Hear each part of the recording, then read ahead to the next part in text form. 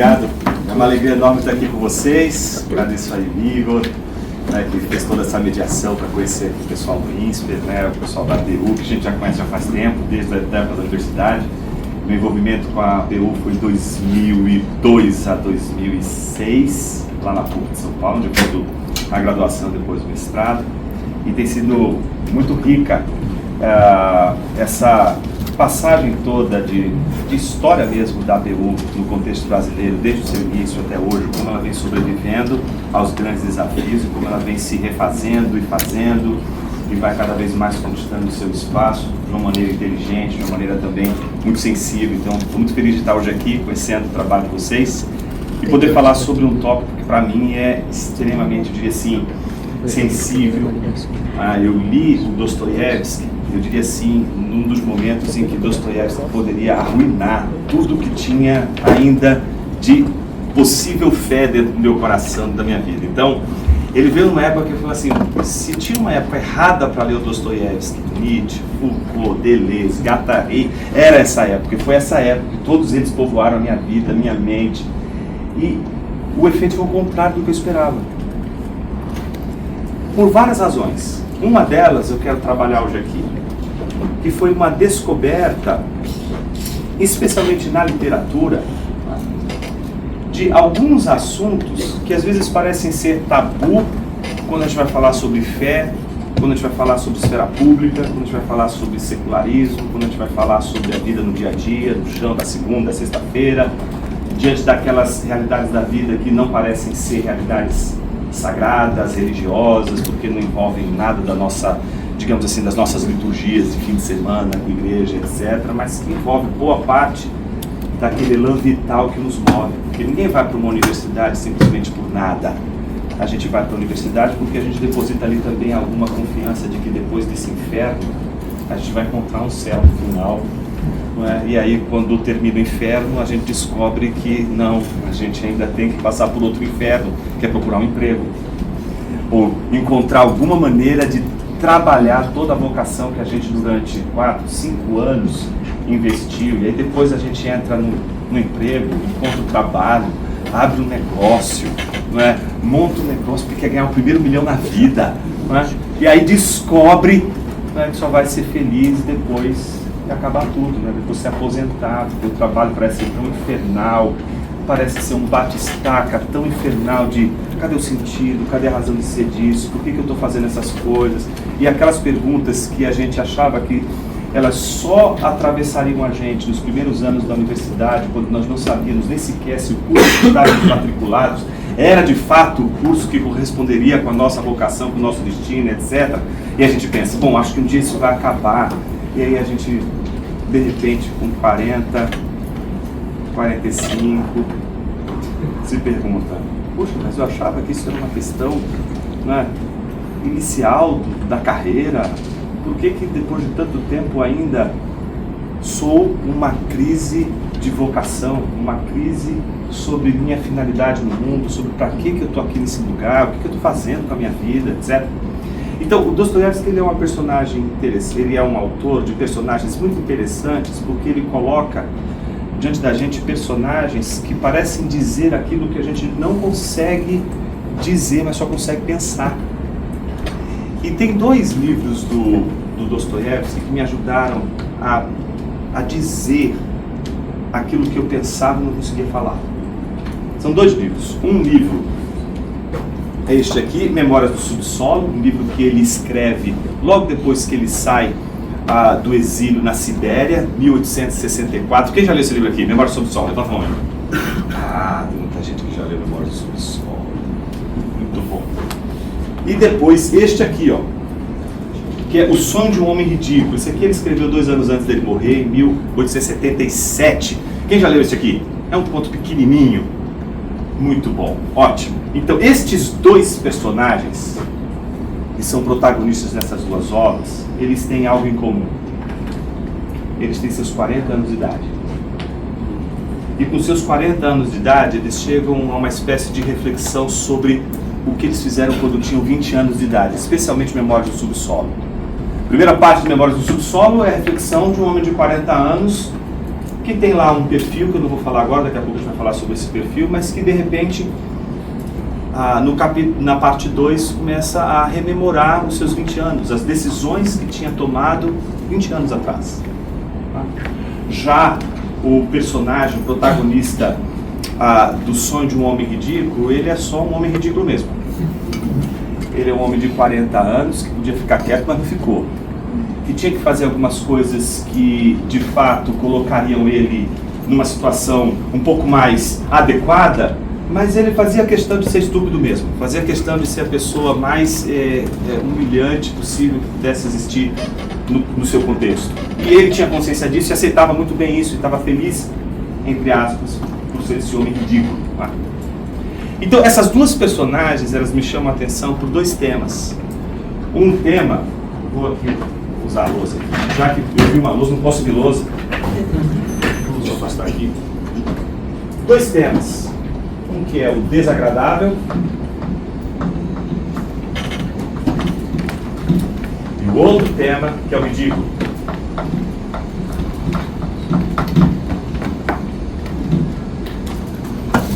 Desagradável. Pensa o seguinte: a primeira personagem de Dostoiévski, que é o do Memória do Subsolo, a gente não sabe o nome dele.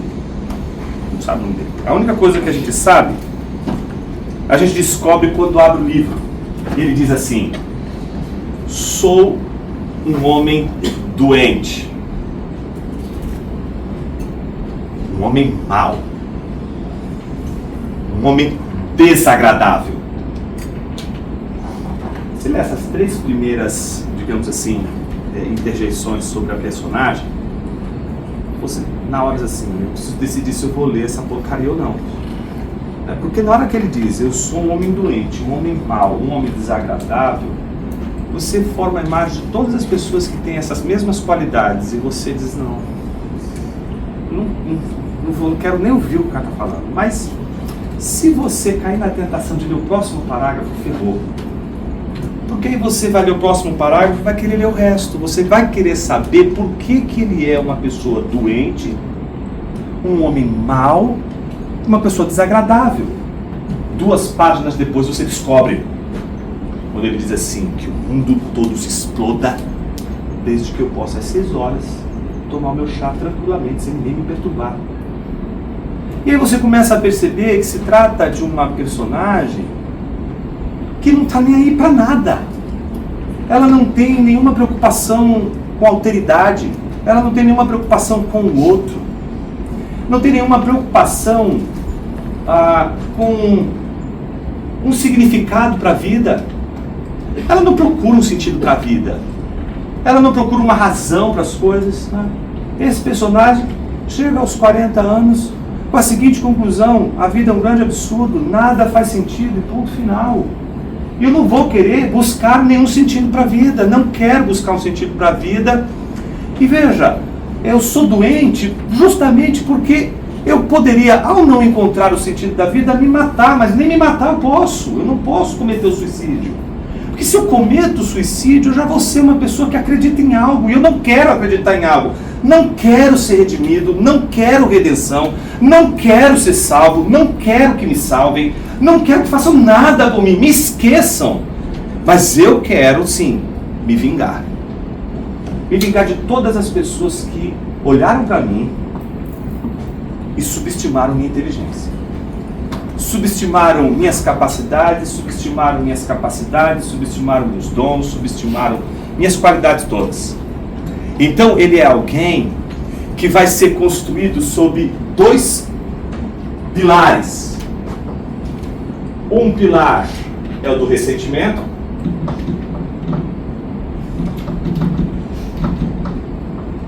e o outro pilar é o niilismo. O que é niilismo? Já ouviram esse termo, niilismo? O que é niilismo? Quando você ouve a palavra niilismo, o que vem na sua mente? Pode falar aqui? Nada, é vazio. Não, Quem falou? Eu também.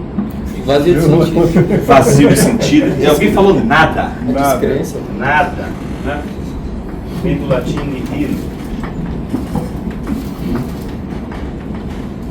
significa nada.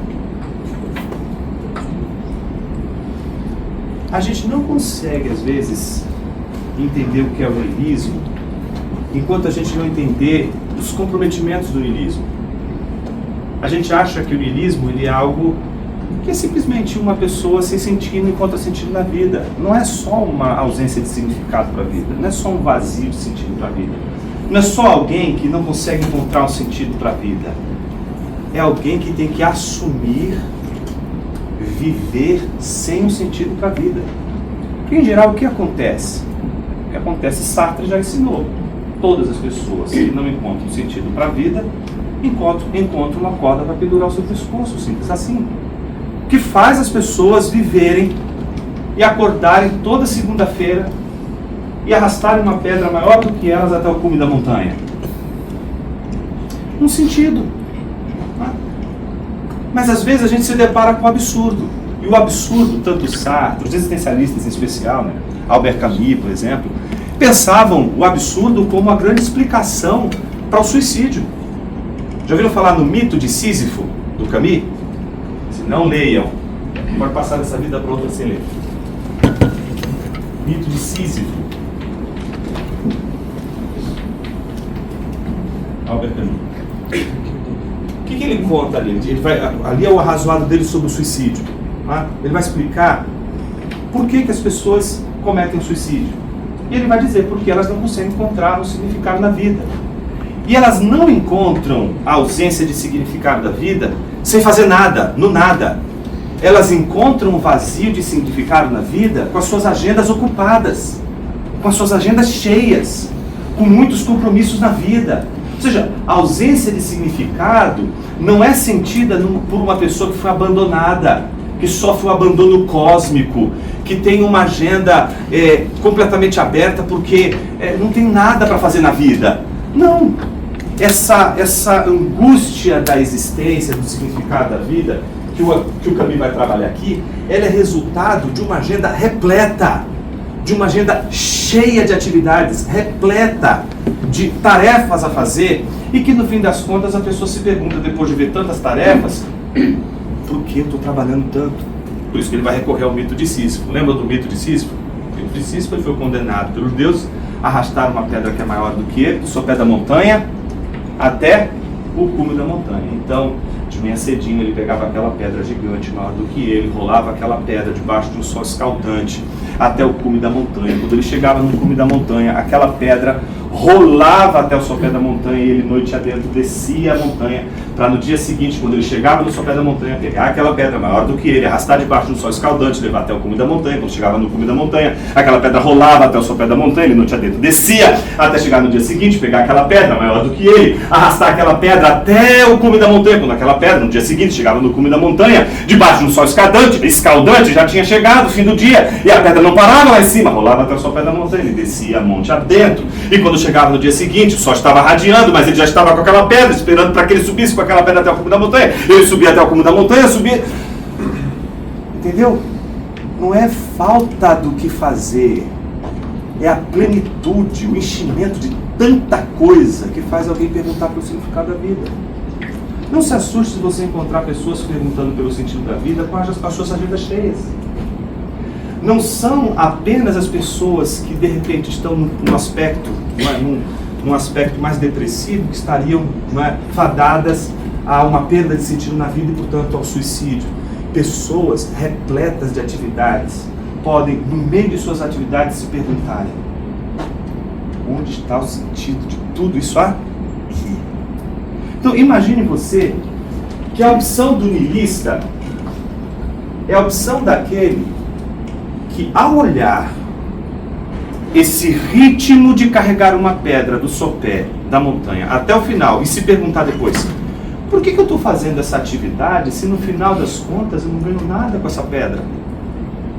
O niilista diz assim: mas por que você quer ganhar alguma coisa? Alguém te prometeu alguma coisa?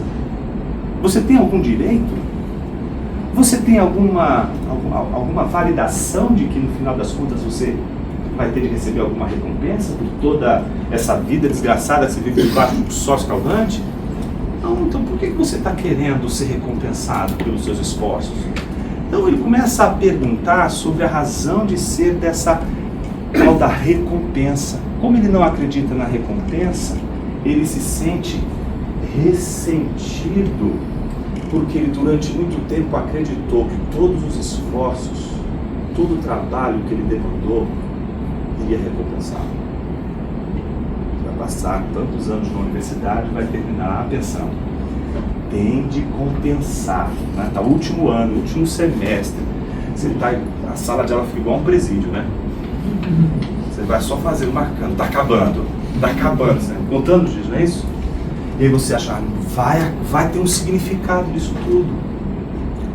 O niilista é aquele que, encontrando a ausência de significado de tudo isso, ele não vai mais esperar absolutamente nada das coisas. Ele não tem mais esperança em nada. Em absolutamente nada. Veja, ele não tem esperança em nada. Então, o único que pode, nessa alternativa de um mundo sem sentido, de um mundo que é um grande absurdo, etc., permanecer trabalhando e vivendo, na perspectiva de um niilista, é ele mesmo. Por quê? Só ele não espera por nada.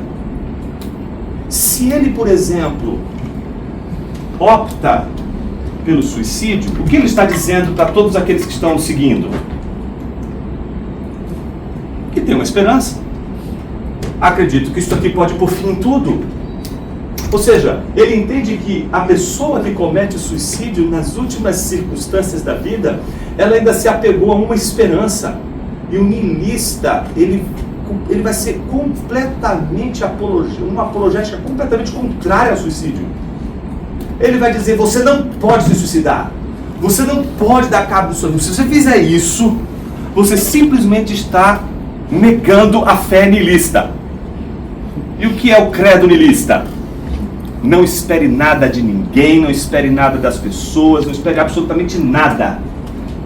Nem tampouco salvação e redenção pelo trabalho. Isso vai gerar aquilo que, para Dostoiévski, é o grande efeito do niilismo na vida das pessoas. Dostoiévski não foi alguém que simplesmente mostrou pra gente o que é o niilismo e disse assim, olha, depois da perda da nossa fé em Deus e etc., nas crenças religiosas, etc., o que nos sobrou foi isso. Tá? A gente não pode confundir o alemão com o russo. Nietzsche chega a essas condições e diz, o que nos sobrou foi isso. Dostoiévski coloca uma pergunta.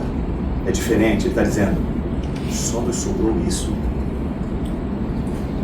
Enquanto Nietzsche picha no muro de Berlim, né, Deus está morto, assinado Nietzsche, no dia seguinte está lá, Dostoiévski pichando embaixo, Nietzsche está morto, assinado Deus.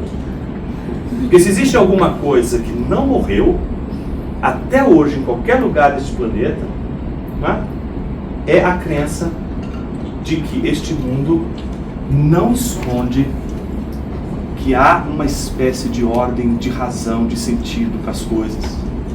No entanto, quando a gente suspeita desse sentido, desse significado, a gente corre o risco de encontrar uma outra opção. Tá, o niilismo não combina comigo. Porque o niilista vai fazer você, a pessoa vai te abordar amanhã, de manhã cedo, vai dizer assim, bom dia. O niilista vai dizer, bom dia para quem? Por que bom dia? Está esperando o quê? Sabe, você deveria ter até medo de falar com um niilista. Porque o niilista, o tempo todo, é um ressentido que não vai admitir de forma alguma qualquer discurso que te dê esperança. Vai ser marcado pelo ressentimento. Apareceu qualquer mensagem de redenção, mensagem de salvação, existe um significado para a vida, seja esperançoso, ele vai dizer, olha, você precisa ser mais realista. Certo? Só que Dostoiévski vai dizer assim, veja, a vida de um niilista como é. Ele vai escrever Memórias do Subsolo, que é a história de um cara que na oportunidade que ele poderia encontrar a redenção no relacionamento, no caso com uma prostituta que se chamava Lisa, e que ele pode amá-la, ele não quer amá-la, ele quer dominá-la. Ele é um ressentido, humilha. e vive na solidão que caracteriza esse ressentimento. Em contrapartida, o ridículo aparece em 1877, neste livro aqui, como um conto, né? O primeiro é um romance filosófico, esse aqui é uma novela bem curta. E ele começa, olha que coisa curiosa, se o primeiro, né, a primeira obra, Dostoiévski começa dizendo: sou um homem doente, sou um homem mau, uma pessoa desagradável. No Sonho de um Homem Ridículo, ele começa dizendo assim: eu sou um homem ridículo. Agora eles me chamam de louco. Isso seria uma promoção, se eu não continuasse sendo para eles tão ridículo quanto antes. Mas agora já nem me zango. Agora todos eles são queridos para mim, e até quando riem de mim, aí é que são mais queridos. Eu também riria junto, não de mim mesmo, mas por amá-los, se ao olhar para eles não ficasse tão triste. Triste porque eles não conhecem a verdade e eu conheço a verdade. Ah, como é duro conhecer sozinho a verdade, mas isso eles não vão entender. Não vão entender. E aí ele diz algo muito curioso, veja o que ele diz: todos riam de mim o tempo todo, mas ninguém sabia nem suspeitava que se havia na terra um homem mais sabedor do fato de que sou ridículo, e esse homem era eu. O que é ser ridículo? O que é ser ridículo? Eu coloquei aqui, ridículo como um estado de inadequação. De um lado,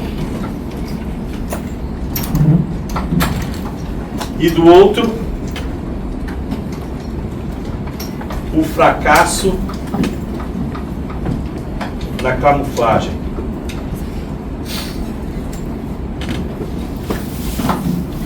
Inadequação. A pessoa ridícula é uma pessoa inadequada. Por que ela é inadequada? Veja, ela tenta se passar por algo e ela só não seria ridícula se ao passar por aquilo que ela não é, todos acreditassem que ela é aquilo que ela não é. Deu nó na sua cabeça? Eu vou repetir de outra maneira. Imagine que eu quero ser uma pessoa X. E esse é o meu maior desejo. E eu sei que eu sou uma pessoa ridícula, uma pessoa estúpida, uma pessoa idiota. E eu tenho consciência disso mais do que todos os seres humanos, porque mais do que todos eles, eu sou o que mais sabe que eu sou idiota. Só que eu não quero passar de idiota, não quero passar de ridículo, então o que eu faço? Eu vou me passar como se fosse uma pessoa serena, tranquila, uma pessoa amigável, uma pessoa inteligente, cordial e etc. E o que acontece? Eu não seria ridículo se eu conseguisse me disfarçar de uma tal maneira que as pessoas não soubessem que no fim das contas eu sou um grande idiota. Então as pessoas não conseguem chegar que você é um idiota, mesmo que você seja um idiota. Então ele diz assim, se você consegue essa façanha, e para Dostoiévski todos os homens conseguem essa façanha. São todos imbecis, mas conseguem disfarçar muito bem a sua idiotice. Mas o ridículo, o homem ridículo, é aquele que não consegue o que a maioria de nós consegue. Não consegue camuflar a sua estupidez. Não consegue camuflar o seu ser ridículo. Então, uma pessoa ridícula é uma pessoa que tenta se passar por não ridículo, e ao tentar não se passar por ridículo, ela se passa por mais ridículo ainda. As pessoas olham e dizem assim, não, mas esse cara é ridículo. Ponto, verdade. E ele é justamente uma inadequação.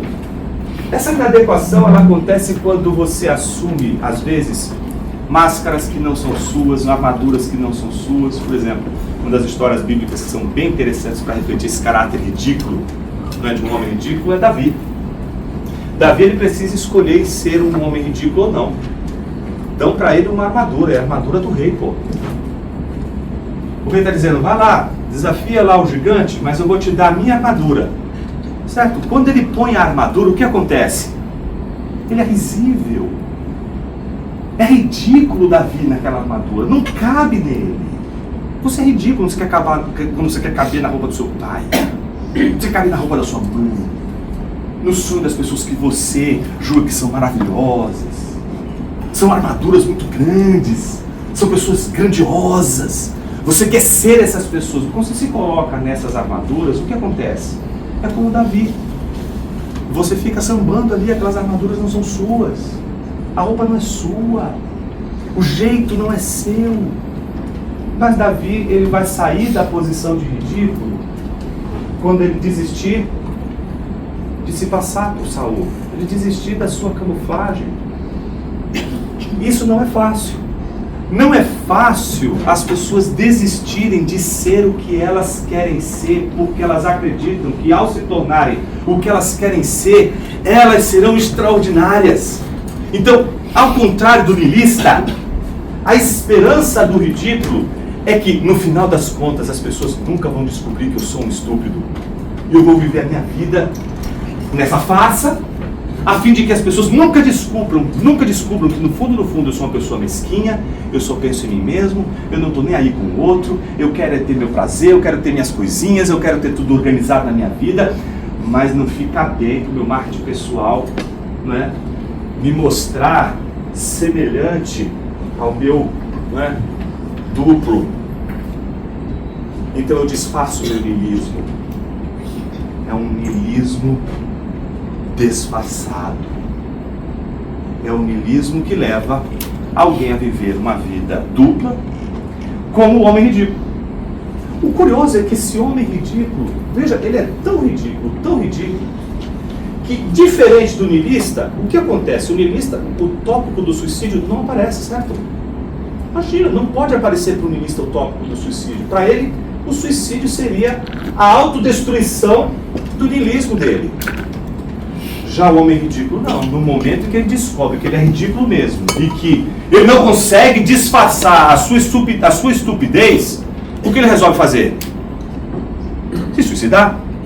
Já que eu não consigo esconder dos outros que eu sou essa pessoa mesquinha, que eu sou essa pessoa pequena, eu sou essa alma nanica, então no fim das contas eu vou resolver isso de uma só vez. Ele pega uma arma, vai para sua casa, senta-se à mesa, reflete um pouquinho sobre a questão do suicídio, depois senta-se numa poltrona, com a arma na sua mão. Olha como é ridículo. Ele diz assim: agora eu vou acabar com a minha vida, eu vou acabar com toda essa história de uma vez por todas. E o que ele faz? Mano, ele pega no sono e dorme. Ele dorme na hora que ele vai se suicidar. E é curioso, porque veja o que acontece com ele. Ele é fascinado por uma menina que estava passando por uma dificuldade enorme e que estava intercedendo, pedindo para os outros que intercedessem pela sua mãe. Então ele se sente tão compadecido daquela criança e fica pensando naquela criança enquanto ele está pensando em dar cabo de sua vida. Mas eu sou um homem ridículo. O homem ridículo não pode pensar essas coisas. E é nisso que ele vai, pega no sono, tem um sonho. E quando ele acorda desse sonho, ele tem um despertamento tão incrível que, veja, ele vai do 8 a 80. Você sabe o que acontece com ele? Eu acho que todos os pregadores deveriam ler esse livro. Porque o Dostoiévski transforma ele num pastor. Ele acorda, vê a arma e o seu dedo no gatilho sobre o sonho. Depois, quem não leu, leia para descobrir o sonho dele, o sonho que ele teve. Vê a arma ali diante dele e ele tem que tomar uma decisão. A decisão dele se deixa passar por aqui, ó. Nunca antes, por exemplo, tinha adormecido assim na minha poltrona. Foi então que, de repente, enquanto eu estava ali parado e voltava a mim, de repente relampejou à minha frente o meu revólver, pronto, engatilhado. Mas no instante o empurrei para longe de mim. Agora a vida. Levantei as mãos para o alto e evoquei a verdade eterna. Nem cheguei a fazer isso e comecei a chorar. Um êxtase desmedido elevava todo o meu ser. Sim, a vida e a pregação. Naquele mesmo minuto decidi que iria pregar. E é isso, e é claro, é isso o que farei pelo resto da minha vida. Eu vou pregar. Eu quero pregar. O quê? A verdade. Pois eu a vi. Eu a vi com os meus próprios olhos. Eu vi toda a glória. E desde então é que estou pregando. Além disso, amo todos aqueles que riem de mim, mais do que todos os outros. Imagina que quando eu li esse livro, cheguei depois nessa fase, acho da filosofia, uma crise de fé brutal, certo? Eu pensei assim, quem eu sou? Um desagradável? Eu lia compulsivamente o Nietzsche. Isso faz sentido. E quando descobri que ele era filho de pastor, fez mais sentido ainda.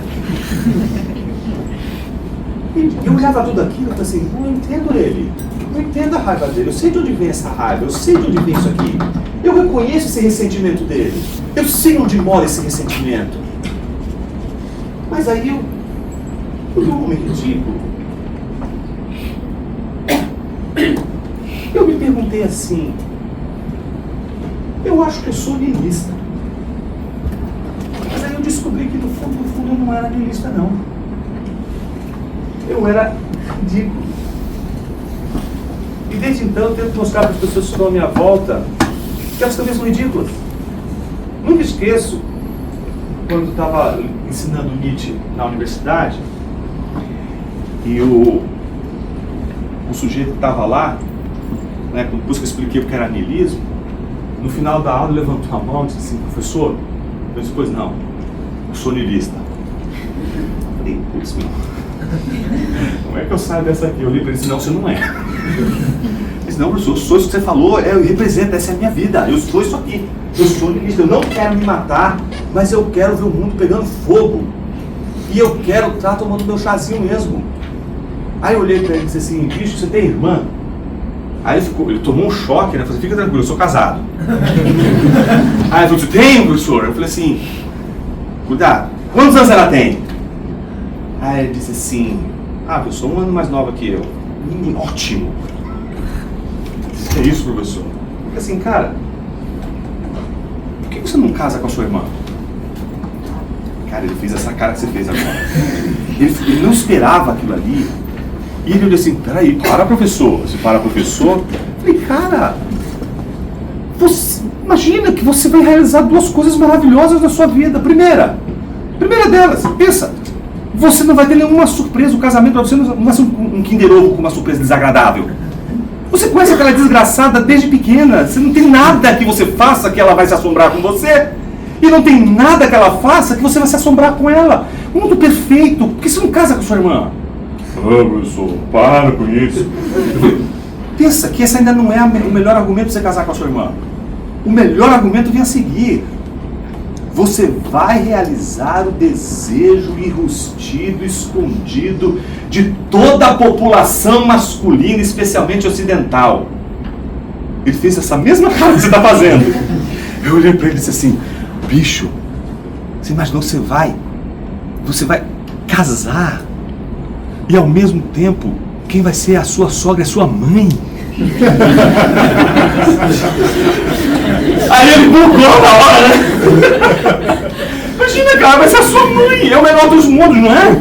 Isso, para com isso, professor. Eu disse, cara, eu nem queria fazer com a pessoa que eu gostaria, na verdade eu queria fazer isso com a sua mãe. Aí ele falou, não, eu vou parar por aqui. Porque é isso que Nietzsche diz. Você não é um niilista, você é um cristão. Se você fosse um niilista, você não teria problema com isso. Você tem alguma ordem dentro de você e ao mesmo tempo você tem uma inadequação. Você pode nunca ter ido na igreja, você pode não saber o que é uma igreja, você pode nunca ter conhecido, você nunca pode conhecer nada de religião, você pode saber zero. Mas você tem uma moral, você tem um sistema de crenças que te diz algo muito mais forte do que a sua natureza seria capaz de realizar. Foi assim que eu salvei meu emprego. Foi assim que eu ganhei um amigo. Esse menino se tornou meu amigo. Então, veja que coisa curiosa. O niilista, ele é inadequado no sentido de apresentar para a gente os argumentos mais, eu diria assim, do ponto de vista da apreciação literária, os mais trágicos. Porque um sem saída, e ao mesmo tempo um sem saída que você tende de alguma forma a viver esse ressentimento. Mas ao mesmo tempo, comemorando Páscoa, comemorando Natal, convivendo todas essas realidades que a gente vive, e ao mesmo tempo lidando com uma espécie de inadequação que é diferente do homem ridículo. A inadequação do homem ridículo é interessante por uma razão. Porque ela coloca a gente debaixo de uma esperança, em primeiro lugar. E uma esperança que é a mais ingênua de todas elas. Você já ouviu falar em Alonso Quixano? Já ouviu? Alguém mais além dele já ouviu falar em Alonso Quixano? Antes de você dizer quem é, revelar a identidade secreta de Alonso Quixano, imagina que este cidadão é um cidadão que está com seus 40 anos de idade, a vida dele é uma vida aparentemente medíocre, certo? Mas ele diz assim, cara, eu não quero mais viver como eu estou vivendo, não. Eu quero ser uma pessoa grandiosa. Eu quero estabelecer uma nova identidade, um novo ser. E a vida dele inteira vai ser uma vida dedicada a enterrar de uma vez por todas Alonso Quixano. Talvez você não saiba quem é Alonso Quixano, mas quem é Alonso Quixano? Don Quixote. Já ouviu falar do Don Quixote? Você conhece a farsa, mas não conhece a verdade. Você conhece Don Quixote, sabe quem é Don Quixote, mas ignora quem Don Quixote realmente é. Alonso é o primeiro nome dele, é o nome original dele, porque ele de repente quando toma essa decisão, não quero mais ser eu, quero ser o outro, ele tem que mudar até o nome. Ele diz assim, a partir de hoje serei Dom Quixote de La Mancha. E Cervantes, ele faz uma brincadeira com um nome que é muito curiosa. Qual é a brincadeira que ele faz? Em primeiro lugar, Alonso é um nome que é uma combinação de dois atributos que poderia ser facilmente traduzido por aquele que luta pela nobreza, aquele que busca ser nobre, aquele que quer realizar algo extraordinário, certo? E é isso que Don Quixote é. Ele é o Alonso que não quer ser meramente uma pessoa que vai passar no mundo despercebida, ele quer ser alguém extraordinário. E por que ele quer ser alguém extraordinário? Porque ele leu muitos livros de cavalaria. E nos livros de cavalaria, você tem todas as histórias daqueles cavaleiros incríveis. E tem um deles que se chama Amadis de Gaula, que é o grande herói dele, é a grande biografia dele. Vocês gostam de biografia? Você já pegou uma lista de pessoas que você diz assim, cara, essas pessoas são incríveis. Mas esta aqui, como ela me influencia? Como essa pessoa, o que ela faz, as sacadas dela são incríveis. Então a gente acaba lendo biografias e cultivando algumas biografias que colocam o nosso olhar diante de heróis que são grandiosos e que representam pra gente pessoas tão incríveis, que se nós nos tornássemos essas pessoas, nós não teríamos que encarar o fato de que, no fundo, por não optarmos pelo niilismo, nos tornamos de alguma forma ridículos. E aí, observe, ele resolve começar essa jornada para se tornar Don Quixote e começa rejeitando o seu próprio nome. E ele faz uma mudança significativa. Ele se chama Quixana. Mas veja, ele quer ser chamado agora de Dom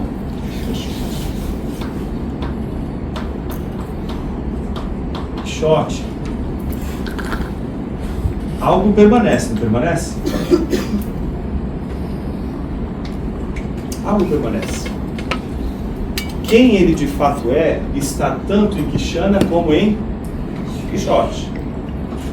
O curioso é que aquilo que ele é e sempre foi, vai ser modificado nessas duas experiências que ele tem na vida.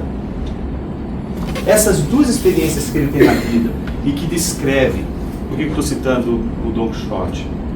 Porque Don Quixote é o primeiro romance moderno.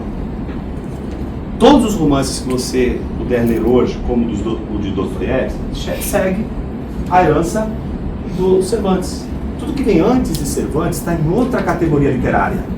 Cervantes, ele marca a literatura de uma maneira tão extraordinária, justamente pelo fato da maneira como ele usa a narrativa, de como ele vai trabalhar com a narrativa. Ele acaba se tornando um modelo. Só que ele mantém, apesar de ser diferente da literatura antiga, ele mantém os cânones, em especial o cânone de Aristóteles.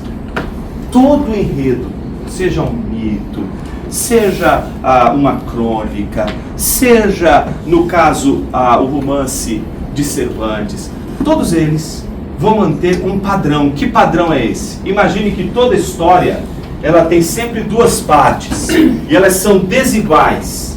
A primeira grande parte, que é toda a história, e a gente tem o desfecho da história.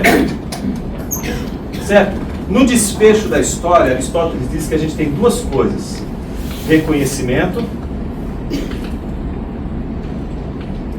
e do outro lado a gente tem reviravolta.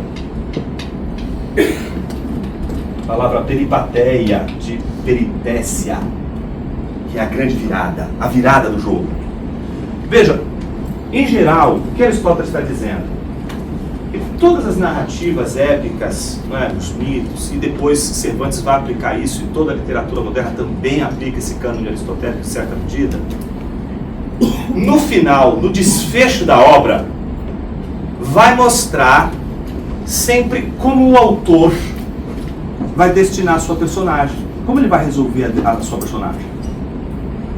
Por exemplo, em Don Quixote, as duas coisas vão acontecer no final, como acontece em Madame Bovary, como acontece em Vermelho e Negro do Stendhal, como acontece, não é, num Paraíso Perdido do Dom Milton, não é?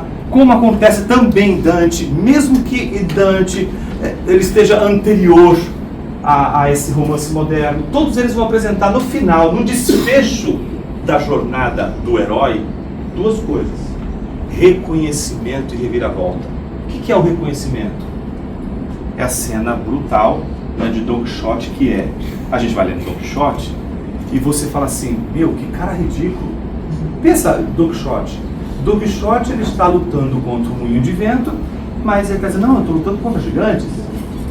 Então, o Don Quixote, ele é aquele cara que ele imagina as coisas, mas quando ele luta com a realidade, ele projeta a sua luta na realidade neste mundo imaginado.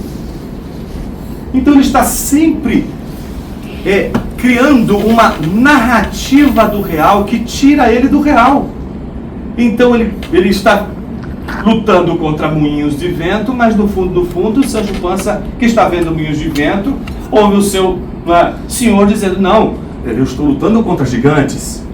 Ele entra num hotel, nossa, existe um castelo. E está lá o estalajadeiro, ele diz assim, não, temos que tomar esse castelo. O coitado do homem nem sabe o que está acontecendo, mas ele é. Você vai vendo o Don Quixote, você vai, de um lado, rindo, e do outro lado ele vai te conquistando, porque ele é ridículo. E o Cervantes não fez isso à toa. Cervantes, ele quis mostrar para o seu leitor que vai lendo, uma identificação com essa personagem. Essa personagem que, para fugir de um mundo sem significado, que empurraria a gente para um ressentimento, que vale a pena viver um mundo em que, pelo menos, esse real, que parece para a gente como um real sem sentido nenhum, agora eu vou projetar nele aquilo que eu gostaria que esse mundo fosse, mesmo que ele não seja. Então eu acabo vivendo as minhas ideias, o mundo que eu imagino, mas a realidade sempre vai se impondo. E veja, e a gente dá risada quando a realidade se impõe. Ele apanha do estalajadeiro, ele, na hora de lutar com os moinhos, ele não entende por que os moinhos não se derrubam, não caem ao chão. Entende? Porque a realidade vai se impondo, mas ao mesmo tempo ele não percebe, preste atenção nisso, ele não percebe que está passando por um ridículo. Ele não sabe que é ridículo. Ele tem atitudes ridículas. Ele tem uma inadequação, usa armaduras que não lhe pertencem. Ele vive de uma maneira inadequada, mas ele não tem consciência. Ele não sabe que ele é ridículo. É diferente da nossa personagem aqui do Dostoiévski. Um homem ridículo, ele já começa a dizer: eu sou ridículo, e não há homem neste planeta que saiba mais que eu sou ridículo, mais do que eu mesmo. O Cervantes coloca a gente para pensar um homem ridículo até um determinado momento, que é o momento derradeiro, quando ele está cansado. Ele já não aguenta mais sustentar o Dom Quixote. É difícil demais viver a vida de Dom Quixote. É nessa hora que acontece, no final, obviamente, né, do clássico não existe, né, dizem que de clássicos não existem spoilers, né?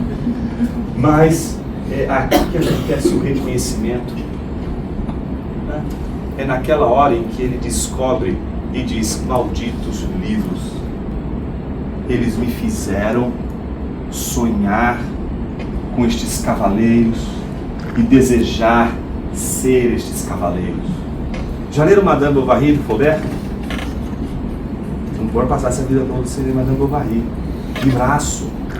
É uma peça que a gente tem. É o Dom Quixote de Flaubert, de Sade. Madame Bovary, ela se encanta com a literatura, porque ela vai se identificando com aquelas personagens, e ela se identifica muito mais, naquela época sobretudo, com aquelas literaturas que construíam aquelas paixões avassaladoras que só podiam acontecer em Lutèce, em Paris. Então ela sonhava ser arrebatada por paixões incríveis, não é? E encontrar homens incríveis, e que pudesse ela ter aquela experiência marcante da vida, e ela vai buscando isso de todas as formas. Então ela tem um casamento ruim. O marido dela está longe de ser um príncipe encantado.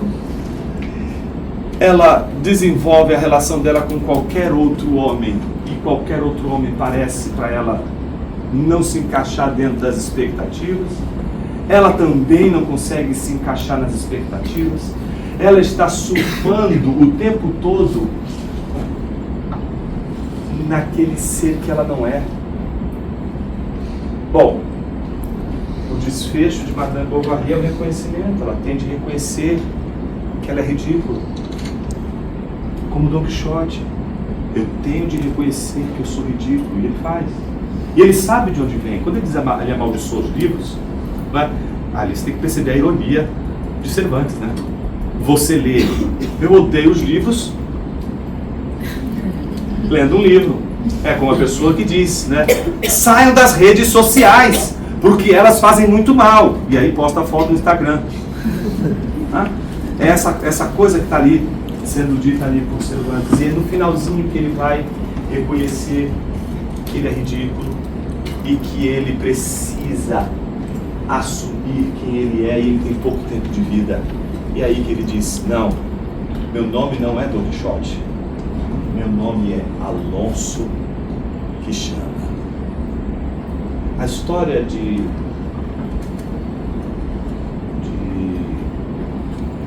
Quixote, né, que é a história de alguém que se descobre novamente, é a história que reflete, de um lado, o reconhecimento, certo? O reconhecimento do fracasso. Não consegui, com a armadura que eu usei, vencer o gigante, certo? Só que esse reconhecimento, ele vem acompanhado, diz Aristóteles, de uma reviravolta. A reviravolta é a seguinte: quando você reconhece que você é ridículo, não é? A pergunta que tem que ser feita é a seguinte: e agora? O que você vai fazer? Aristóteles chamava de reviravolta, porque a reviravolta é: se eu estava indo para cá, o que eu vou fazer de agora em diante quando eu reconheço? Eu vou fazer o contrário, eu vou virar o jogo, eu vou virar a história. Então Aristóteles diz: Não tem como, não é? Diz todo bom mito ou todo bom enredo, ele vai ser um enredo que no final a personagem cai em si, descobre, não é, o seu auto-engano, descobre, portanto, a sua farsa, reconhece o seu, digamos assim, o seu caráter ridículo, tá? Mas assume uma posição na sequência. Eu não citei Madame Bovary à toa. Tá? Um dos emblemas da literatura que é a Madame Bovary é a solução que ela toma. Tá?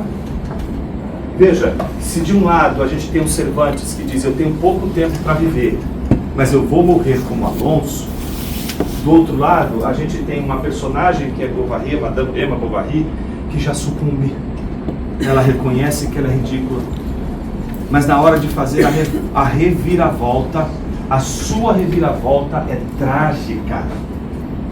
Ela prefere tomar arsênico, né, dar cabo de sua vida, do que fazer a reviravolta. Em outras palavras, todas as vezes que a gente chega ao reconhecimento, a gente volta à pergunta do niilista, a pergunta que o niilista está se fazendo: por que você deveria apostar as suas fichas na esperança de algo que nunca vai acontecer? Então, por que você quer tanto ser salvo, se no fundo você não vai conseguir ser quem você quer ser? Por que você está apostando todas as suas fichas nisso? Por que você quer tanto se tornar César ou nada? Em contrapartida, quando a gente lê Dostoiévski, por isso eu deixei para o final O Sonho de um Homem Ridículo, a gente vê a resposta que Dostoiévski dá para o homem do subsolo. O Homem Ridículo é uma resposta de Dostoiévski a um outro personagem, escrito logo depois que ele sai do exílio na Sibéria, que é o niilista. A resposta que ele dá para o niilista está dada justamente nesse homem ridículo. Porque o que acontece com o homem ridículo? Primeiro, ele não consegue dar cabo de sua vida. E ele não dá cabo de sua vida não porque ele não consegue ser ridículo ou deixar de ser ridículo. Se você prestou atenção na leitura que nós fizemos, ele diz: vou ser pregador, vou pregar a verdade. E depois que ele termina, ele diz assim: e a partir de hoje, mesmo sendo ridículo, vou amar os ridículos.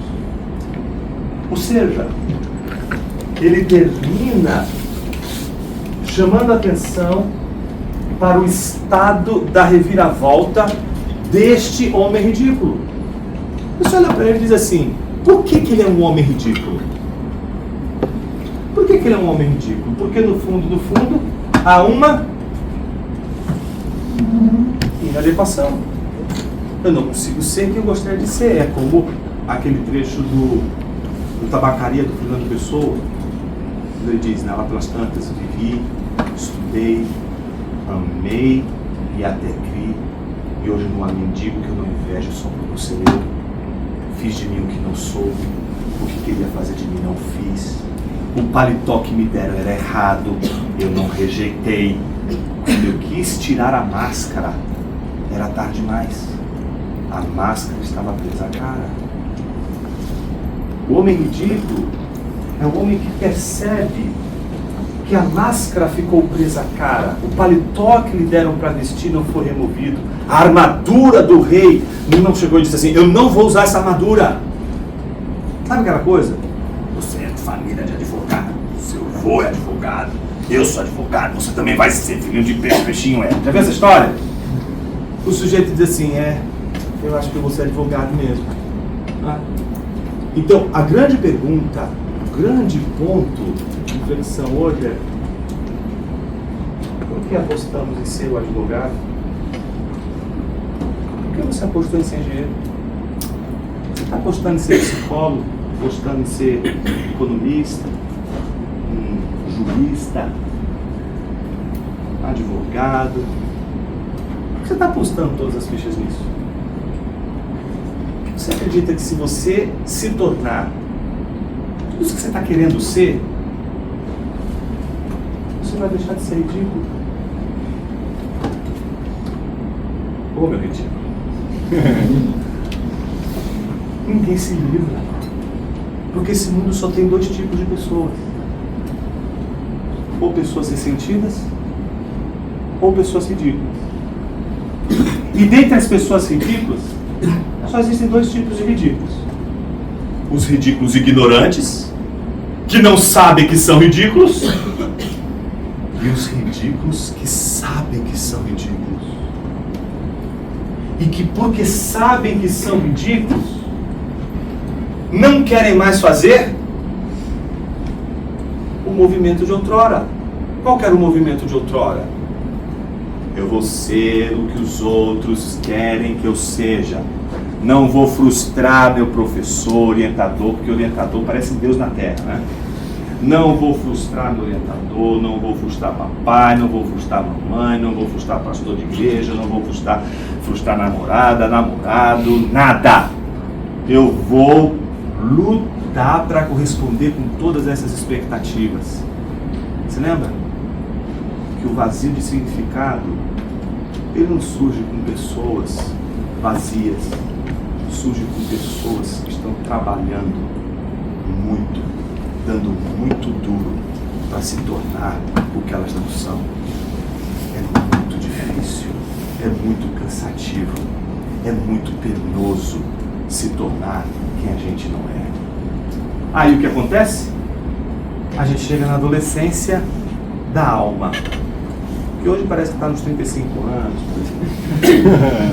que é aquele momento em que o sujeito diz assim: chega! Não vou mais ser o que os outros querem que eu seja.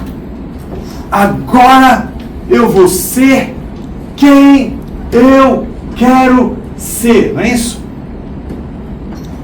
Como você é ridículo? Você não percebe que você trocou um tirando por outro? Você trocou só de tirando. O tirando agora se parece muito com você. Porque ele, toda vez que você olha no espelho, ele está lá olhando para você. Eu disse, mas como assim, Jonas? Como assim? É um tirano? Sim, é um tirano. Você só trocou. Veja, a primeira vez que eu percebi isso de uma maneira muito clara foi com o meu filho do meio, o Henrique.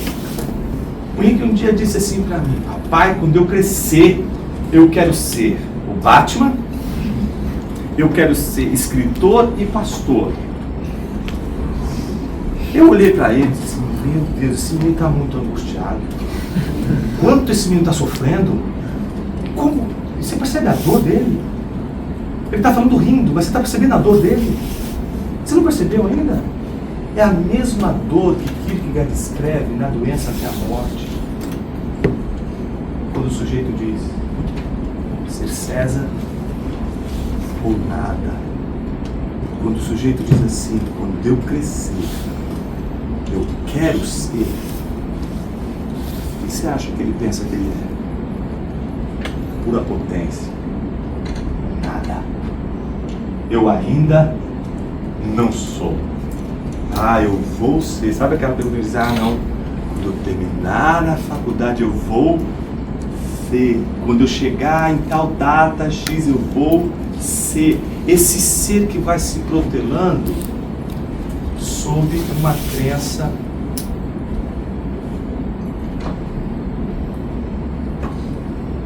que no fundo a gente não percebeu, estava alimentando um niilismo bem escondidinho dentro da gente, que não é aquele niilismo que diz respeito a Deus. Deus está morto, vale tudo. É o niilismo que vem acompanhado justamente da morte de Deus. Ninguém pode matar Deus e ao mesmo tempo não levar junto o nosso próprio eu. Nós já não sabemos mais quem nós somos. A gente já não se pergunta mais sobre quem a gente realmente é. A gente já não se faz a pergunta: quem eu sou? A gente não parte do dado em que aquele que diz eu gostaria de ser, Já é. Então meu filho, ele não consegue dizer assim, pô, mas quem eu sou? Ele só consegue se perceber como um zero e que um dia ele vai aparecer. Um dia, como que do nada, ele vai brotar. E quem sabe as pessoas que ele mais ama vão aplaudir e dizer: você está validado, sua existência está validada, seu ser está validado. É como se precisássemos que depois de carregar essa pedra gigante até o cume da montanha, depois ela rolasse até o final, depois de tanto trabalho assim, alguém chegasse e dissesse pra gente: eu vi você. Você existe. Por isso que não tem nada mais terrível na vida de uma pessoa do que o desprezo. Eu prefiro que uma pessoa me odeie. Eu prefiro que uma pessoa passe por cima de mim, me atropele, do que uma pessoa simplesmente me desprezar. Se uma pessoa me despreza, se uma pessoa não reconhece todo mundo. Por que a gente faz isso? Porque é como se a gente precisasse do outro para validar a nossa existência. Mas quando a gente coloca todas as nossas fichas no outro e a gente quer se tornar algo que a gente não é, mas para que o outro possa ser feliz e validar com a sua resposta a nossa existência, a gente acaba enfrentando um nada interior. E esse nada interior, e é com isso que eu gostaria de caminhar para a conclusão, ele é um nada difícil da gente engolir, difícil da gente sobreviver. Por quê? O nada, ele parte do pressuposto de que a gente só se livra dele se a gente tiver o reconhecimento do outro. Se o outro reconhecer que nós somos alguma coisa. E por isso a gente vai batalhar de todas as formas para se tornar o que as pessoas querem que a gente seja, ou o que a gente quer ser. Porque no fundo, o que a gente quer ser é algo extraordinário e nunca ser medíocre, nunca ser a coluna do meio. E eu termino com a imagem, que é uma das imagens que eu acho mais poderosas para ilustrar, digamos assim, a conclusão da nossa reflexão. Que é a imagem de Jesus, quando ele está com os discípulos, e ele, olhando para o campo, imagino eu, né? De repente, olha para os seus discípulos e diz assim para eles: por que vocês estão angustiados? Quanto ao que é a vez de comer, beber e vestir. Não é a vida mais importante do que todas essas coisas? Observe as aves dos céus. Elas se preocupam com a taxa Selic? Elas estão preocupadas porque de repente o orçamento estourou e não vai dar para comprar sementinhas para os filhotinhos? Não, contudo, o vosso Pai Celeste cuida de todas elas. Observe o que Jesus diz. Ele não disse que ele é o pai dos passarinhos. Ele disse, contudo, o vosso Pai Celeste, o Pai de vocês, cuida desses passarinhos. Ele não vai cuidar de vocês? Observem os lírios do campo. Não, Jesus não disse isso. Jesus disse, observem como crescem os lírios do campo. Como um lírio do campo cresce? Você já teve aula de ciência? Quando era pequenininho? Né? Como é que a professora ensina crescimento dos seres vivos? Nunca fizeram a experiência do feijão? Feijão no algodão? Alguns aqui fizeram, ufa. Então, acho que não é só no meu tempo que fazem essas coisas. Mas enfim, a professora diz assim, coloca o feijãozinho no algodão com água, não é isso? E aí ela diz assim, agora você fica ali, não pisca. Uma hora vai, pum, aparecer a plantinha, é isso? Não, ela não diz assim, não faça isso. No dia seguinte você vai e anota o que aconteceu, pretérito, passado, passou. Você não consegue perceber o lírio do campo crescendo. Quando você percebe, ele já cresceu. Então ninguém pode dizer que percebe o crescimento do lírio do campo. Quem pode perceber o lírio do campo crescer? lírios do campo são como filhos. Estou vendo a Daphne ali, já conhece faz tanto tempo, lembrando dos filhos, né? O filho cresce. Hoje vai olhando, caramba, esse menino já está grande desse jeito. A gente não vê eles crescendo. Quando vê, já cresceu. A gente só vê a coisa já acontecida. E quando Jesus diz, vocês observam como crescem os lírios do campo, Jesus está dizendo para eles algo impossível para o ser humano. O ser humano não consegue perceber como cresce o lírio do campo. O lírio do campo não pode ser percebido. Deus não deu para a gente um sentido capaz de perceber o lírio do campo enquanto o lírio do campo está crescendo, certo? Mas aposto com você que você não vai ver um lírio do campo niilista. E nem tampouco vai ver um lírio do campo tão ridículo, tão ridículo, tão ridículo, de tanto que trabalhou, dizendo assim, depois do reconhecimento de de seu fracasso, vou subir neste arranha-céu. Ó vida, ó céus, os homens não percebem, os homens não validam a minha existência, as pessoas não sabem quem eu sou e muito menos percebem o meu crescimento. Minha vida não tem mais sentido. Aí pronto, pula o lírio do campo do prédio e tragicamente morre. Não, você não vai ver lírios suicidas. Os lírios, na verdade, não ficam tristes porque eles não são percebidos pelos homens. Na verdade, os lírios do campo não precisam nem perdoar os homens porque os homens não são capazes de perceber os lírios do campo. Como um lírio do campo poderia nos perdoar de algo que Deus não nos deu capacidade para perceber? O lírio do campo poderia jamais perdoar Deus se Deus não perceber.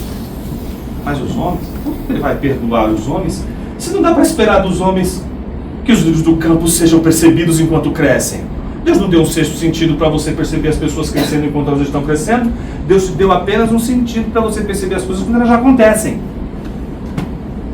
Então por isso não vai ver um lírio do campo desesperado, um lírio do campo aflito.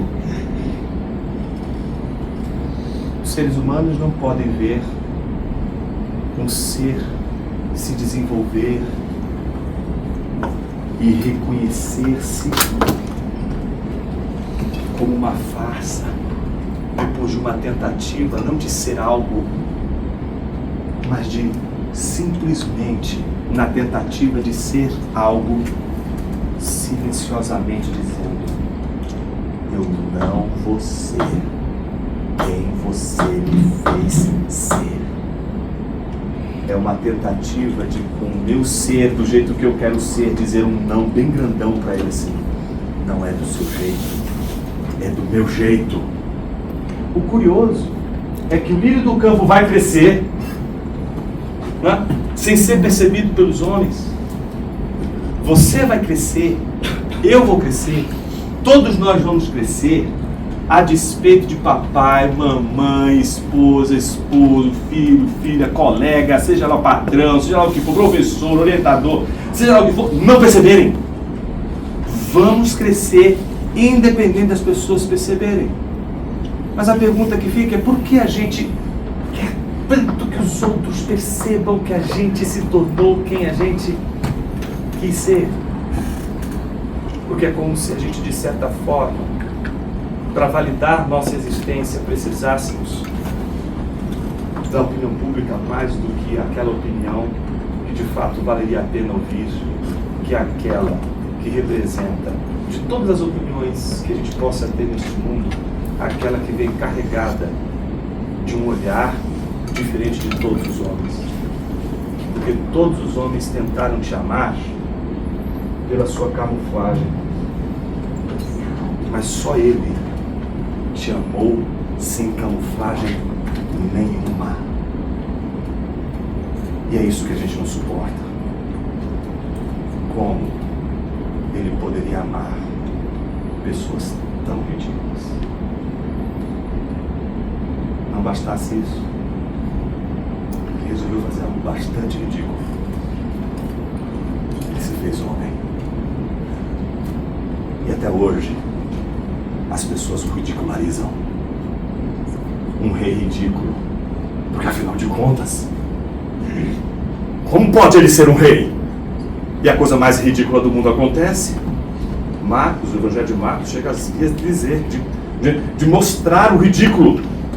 Os soldados romanos estão lá, pegam ele, não é?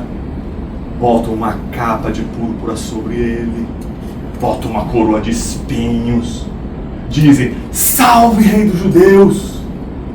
Depois com caniço batem nele. Olha o que eles fazem, dobram os joelhos e o adoram. Todos eles ridicularizando. Como pode? Isso aí, ser um rei.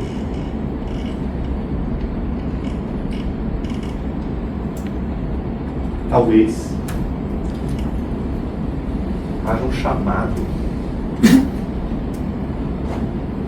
E esse chamado seja ou ser um niilista que vai evitar o ridículo, não vai querer se passar por ridículo, não vai querer enfrentar as esperanças que os ridículos nutrem.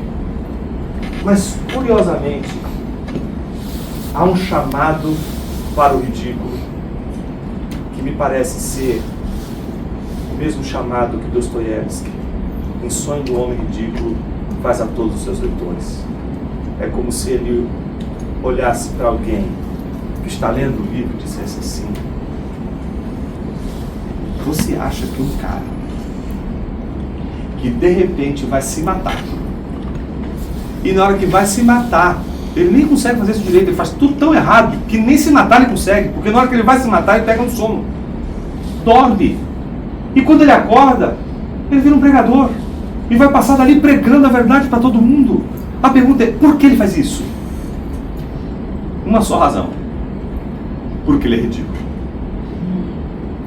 Quando eu li isso pela primeira vez, eu estava imerso em questionamento sobre a minha fé, sobre quem eu era, sobre o que a igreja esperava de mim, o que papai e mamãe esperavam de mim, o que eu esperava e colocava como expectativa sobre quem eu deveria ser. Eu olhei para esse cara que decidiu que ia pregar e ele assim, cara, eu acho que é esse o caminho. Eu acho que o melhor caminho que alguém pode seguir na vida, depois que reconhece que é um ridículo, é publicar a sua ridicularidade. E a gente faz isso pregando. Eu acho que foi tudo que eu fiz hoje aqui. Papel de ridículo. Os ridículos vivem fazendo isso. Eles vivem colocando diante dos outros não só os seus currículos, mas quando a gente coloca o currículo, a gente fica mais ridículo ainda. Porque é o ridículo com perfume, é o de ridículo, né, com pompa. No fundo, se tirar toda a camuflagem hoje, quem sou eu? Quem é você? Talvez as pessoas à nossa volta não saibam, mas eu tenho certeza que ele sabe. E ele foi, de todos os que você possa imaginar, o único que te deu um beijo, de verdade, desse jeito ridículo que você é. E dizendo assim, por que você precisa ser mais ridículo do que esse ridículo que eu fiz? Por que você precisa, pavonear, destruir essa obra ridiculamente maravilhosa que eu fiz? Porque você rejeitou essa obra ridiculamente incrível que Deus fez e até hoje não consegue reconhecer. É isso. Obrigado.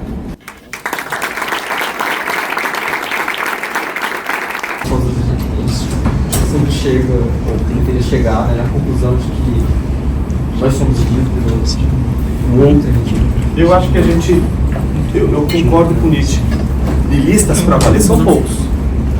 Eu não tenho amigos niilistas de verdade assim, agressivamente dessa forma. Até hoje eu nunca encontrei um. Eu posso garantir para você que eu vivo num ambiente onde tem possibilidade de muitos dinistas. Né? Na igreja, brincadeira.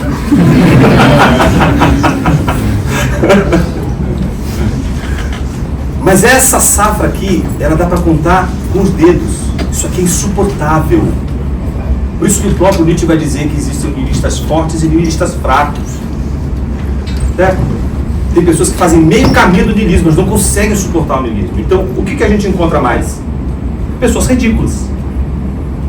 E essas pessoas ridículas, que são aquelas que Dostoiévski está preocupado agora, são aquelas que ou reconhecem ou não reconhecem. Então, um ridículo que não reconhece é Don Quixote, certo?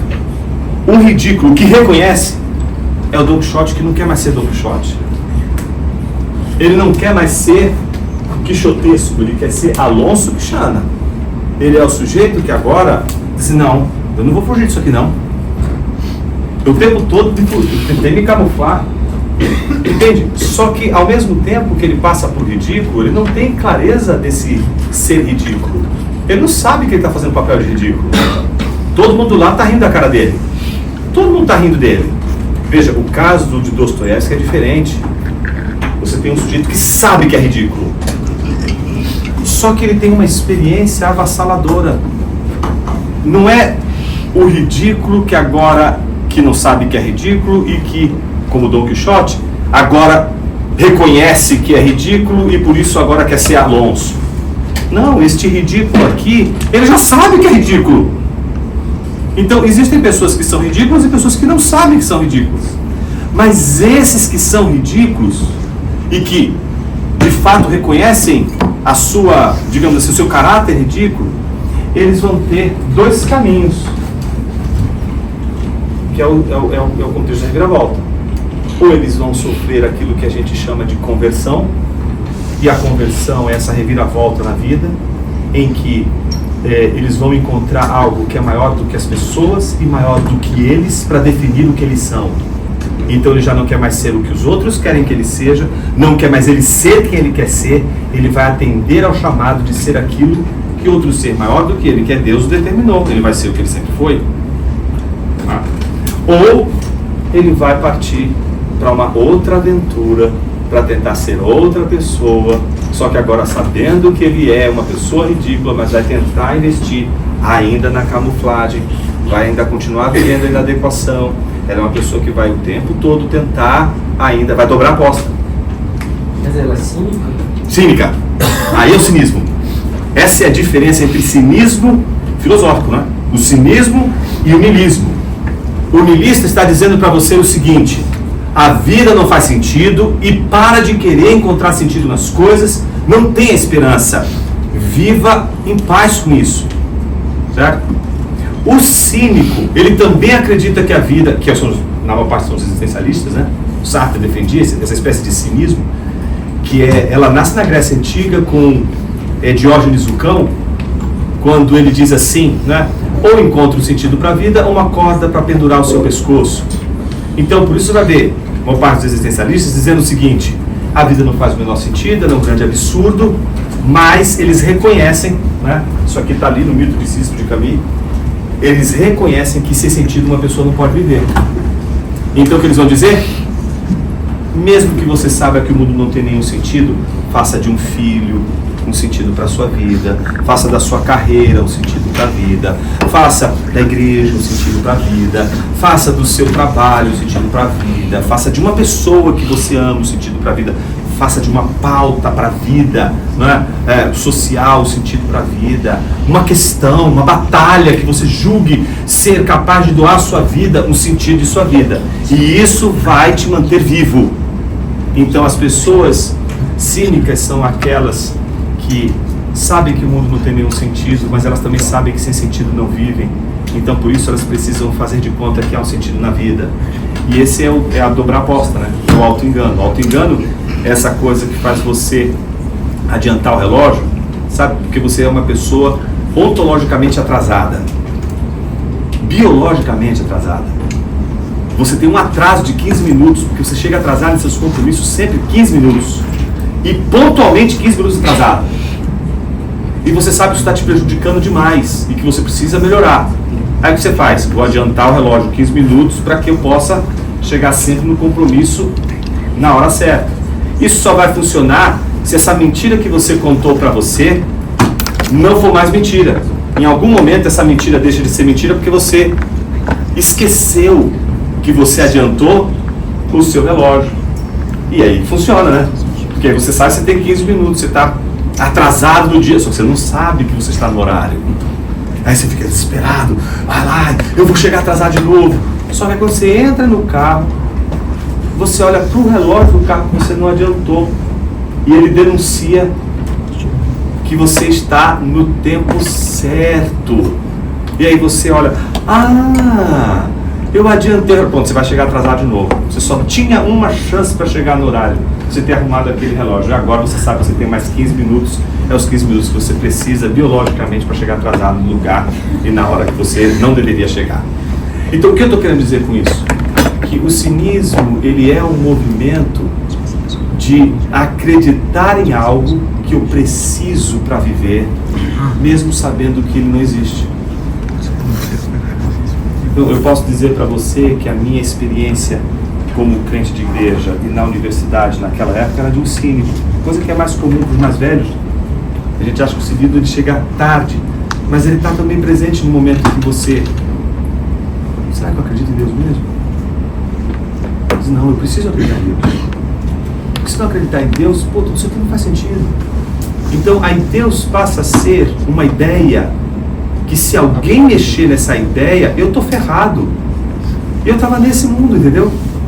Então, a minha apologética era essa. Eu preciso que essa ideia seja racional, validada por todas as formas, porque se essa ideia falhar, eu estou ferrado, porque é ela que me garante, não é, o sentido da vida.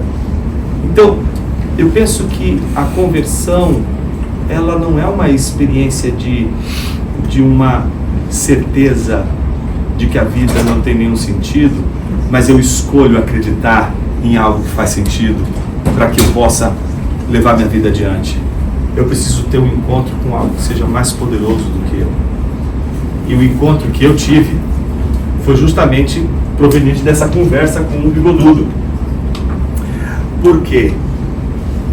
Eu pensei comigo, pensa só. A coisa mais fácil do mundo é você questionar a existência de Deus. E se você virar o jogo e perguntar sobre você mesmo? Fácil duvidar de Deus. O maior desafio de um cético é duvidar de si mesmo. Mais do que cartesiano, porque o cartesiano ainda acredita em si. Ele diz que eu preciso encontrar algo tão seguro para que eu possa ter certezas. E essa única coisa que eu tenho segurança na vida é o eu. Eu não posso duvidar que eu existo, porque é como eu olhar para o espelho e dizer 30 mil vezes, eu não existo, eu construo prova contra mim mesmo. Então eu tenho uma coisa que eu não consigo duvidar, que eu existo. Então ele vai formular isso nesses termos. É a única, para Descartes, é a única certeza que eu tenho. Eu estou dizendo, é fácil questionar a existência de Deus. A pergunta é possível questionar a existência do nosso eu? O ceticismo, elevado à sua potência, não está na questão da existência de Deus, está na nossa questão, em quem nós somos. Se você é capaz de duvidar de si mesmo, você deu o primeiro passo para a sabedoria. Tá? Ou seja, todas as pessoas que acreditam muito em si mesmas estão ferradas, os poucos que me perdoam. E ela olha atrás, depois.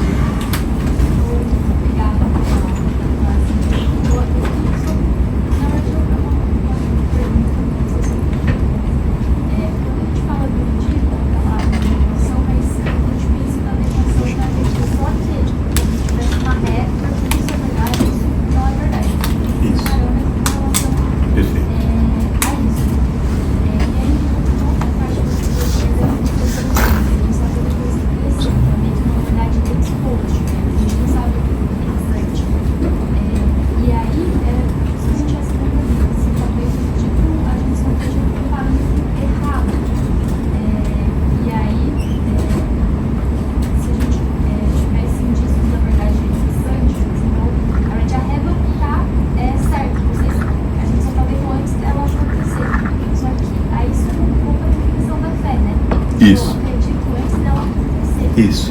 Então, a gente quer até conversa com a Davi sobre isso, que estar no ambiente acadêmico, que é muito racional, a gente tem que elaborar mais vezes, a gente passa um pouco por ridículo, né? Vocês Isso. doutorado, estudam na igreja, Isso. vai na igreja, como que você prova isso? Eu não provo, eu só me sinto bem. E aí, sai de um argumento racional e passa um argumento sensorial, sabe? Não, eu te entendo perfeitamente. Eu tô terminando um doutorado em literatura e crítica literária na PUC. Tô fazendo, já tô para fazer a qualificação. Entende? E o meu universo ali, eu faço isso porque eu gosto, eu amo a universidade, eu quero estar ali no meio de todo mundo.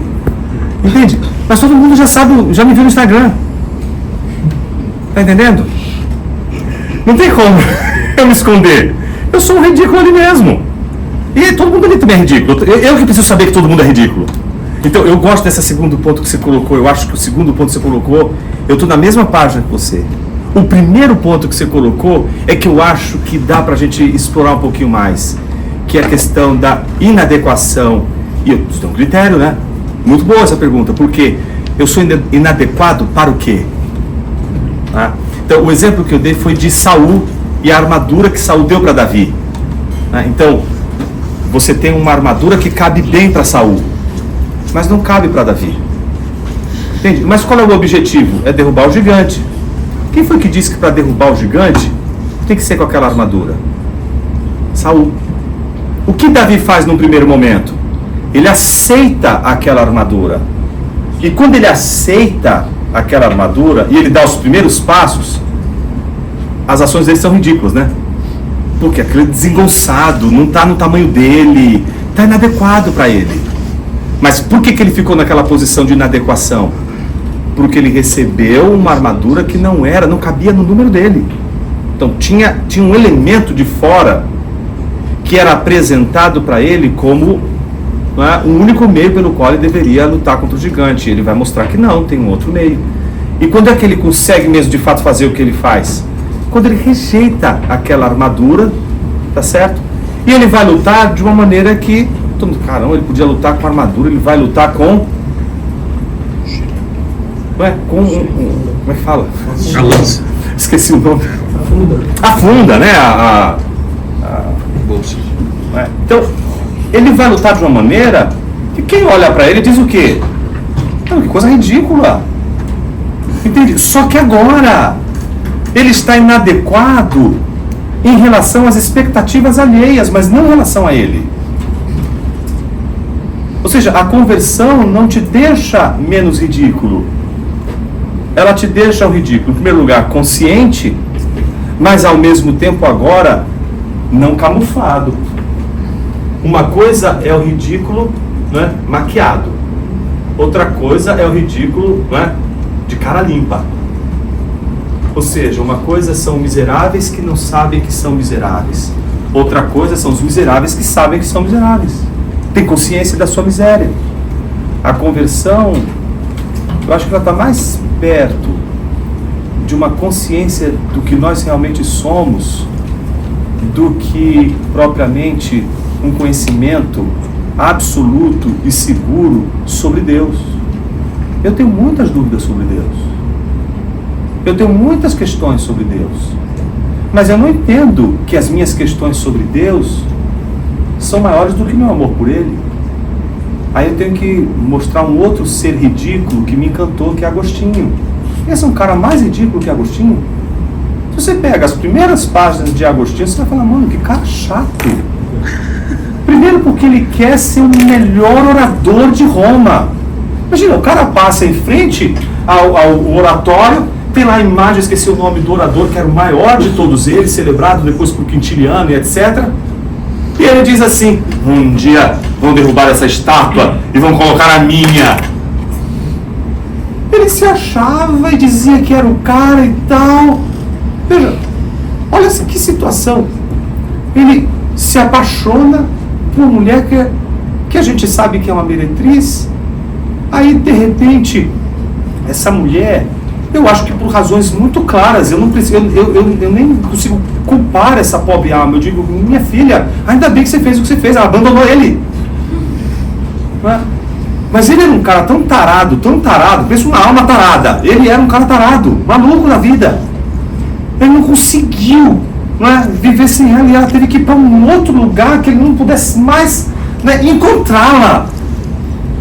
Foi a hora que Mônica, a mãe dele, disse assim: nossa, tem umas moças na igreja que são perfeitas para você, meu filho.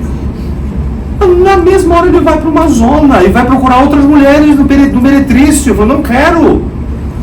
Ele vive uma vida completamente dissoluta. E aí ele fica... O que é mais incrível? Quando ele vê dois caras... Esse é o fim para ele. Imagina. Ele recebe a notícia na hora de dois amigos dele que abandonaram os seus noivados. Deixaram, não querem mais, abandonaram suas noivas e foram para o mosteiro. Aí ele disse: não, coisa está errada aqui. Ele quis saber por que esses caras fizeram o que fizeram. Esse foi o problema dele. Porque, veja, olha como é um cara esquisito. Ele está de repente num lugar lá, X, e começa a escutar vozes. Uma menina cantando, toleleg, toleleg. Ele vai e está lá o texto de Romanos aberto. E é um texto que ele tem ali uma conversão, uma das mais incríveis. Daí ele se torna um dos homens mais incríveis da cristandade. E quando ele tinha tudo para ser o cara mais incrível, ele entrega as Confissões, que é um texto que do livro 1 ao livro 9 vai dizer as porcarias todas que ele fez. Eu acho ele incrível por isso, porque ele não está dizendo assim: olha, eu sou uma pessoa incrível, depois que encontrei Jesus eu fui maravilhoso, eu sou um anjo. Não, ele mostra a estupidez de toda a vida dele. Ele poderia agora pelo menos dizer: pô, eu sou um cara de sucesso, mas isso vai complicar meu marketing pessoal. Como é que eu vou abrir assim minha vida para os membros da minha igreja, para as pessoas da minha volta? Elas vão saber quem eu realmente sou. E aí quando chega no livro 10, e esse é um ponto que eu queria colocar para você, porque esse é um ponto que quando você falou me veio muito à mente. Ele começa dizendo assim: Senhor,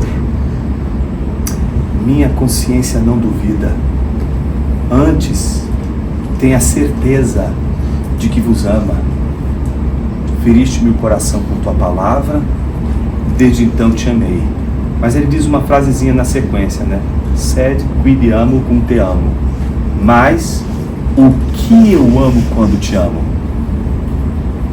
Ou seja, Agostinho colocou em questão o amor dele por Deus. Ele colocou questões sobre quem é Deus. Entende? Ele não está sem dúvidas da fé dele, não tem dúvida da fé dele em relação a Deus. Mas ele quer saber quem é Deus. Quando eu li Agostinho, pela primeira vez nesses termos, e Agostinho foi um dos responsáveis por essa, digamos assim, conversão no contexto universitário, etc., foi por assim: puxa vida, eu já tinha feito teologia, eu já tinha conhecimento teológico, já era pastor de igreja, eu estava enfrentando uma crise de fé? Como assim? Parece que do ponto de vista do conhecimento a gente tinha tanta coisa, mas o que estava faltando aqui? Quando eu li Agostinho, eu falei assim: putz, eu quero esse amor. Do que adianta eu ter esses livros todos, mas o meu coração não for atravessado por esse negócio aqui? Eu estou aqui, eu olho para esse cara, eu olho para esse outro aqui, que são estudantes junto comigo, pô, eu sinto mesmo vazio nesses caras. Eu cresci na igreja ouvindo tudo, por que eu não sou diferente deles? Por que eu me sinto tão ridículo? E aí, qual é a minha experiência da camuflagem? O que a gente faz no contexto onde a gente se mostrar a nossa fé, a gente vai se sentir ridículo? A gente camufla. A gente tenta se adequar àquele status quo em que, de repente, ali, as pessoas, se souberem que você tem a fé, que você tem, se você acredita nessas coisas, etc., você vai te carimbar, você vai ser menos intelectual. Não é? Como assim? Por isso que eu acho que tem que povoar mesmo a universidade. Mas tem que povoar a universidade com gente inteligente. Veja, já tem muito burro no mundo. E aí você está falando assim, você fala assim: você está sendo muito radical. Não é uma questão de radicalidade. Às vezes a gente não percebe que Deus nos dá esferas, que são esferas em que a gente tem de usar justamente o que essas esferas estão pedindo. Então, se a gente nessas esferas precisa aplicar nossa inteligência, a gente não aplica, eu acho que isso me parece um contrassenso.